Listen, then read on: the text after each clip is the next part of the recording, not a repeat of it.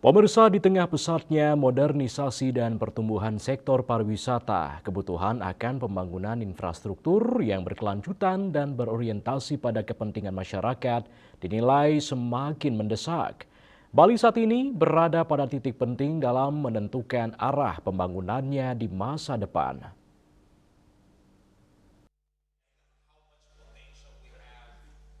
Pendiri Bali Nexus, Ronaldo Orlovsky, mengatakan pertumbuhan yang tidak terkendali berpotensi mengancam keberlanjutan pulau yang selama ini dikenal memiliki kekayaan alam, budaya, dan tradisi yang kuat. Ronaldo menilai, pembangunan tidak hanya harus mengejar pertumbuhan ekonomi, tetapi juga memastikan keseimbangan antara kebutuhan investasi, kelestarian lingkungan, serta kesejahteraan masyarakat lokal.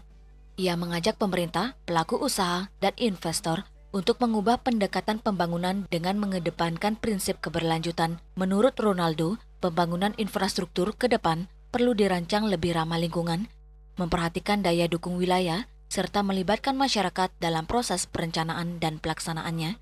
Dengan demikian, pertumbuhan ekonomi dapat berjalan seiring dengan pelestarian alam dan budaya Bali.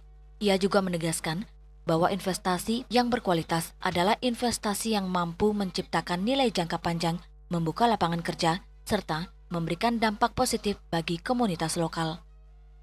Like development without planning, it can be a disaster. We have, and like I'm not against development. I think like this is part of the human evolution. However, there are many ways to integrate community sustainability, and I believe that the island, Bali's island, is for its people, and we need to create developments in the island which integrate and bring like more quality of life for the local community as well, not only for the tourists. Ronaldo berharap seluruh pemangku kepentingan dapat menjadikan keberlanjutan sebagai fondasi utama dalam setiap proyek pembangunan sehingga Bali tetap menjadi destinasi pariwisata kelas dunia tanpa kehilangan jati diri dan warisan budayanya. Ari Wiratmaja, Bali TV.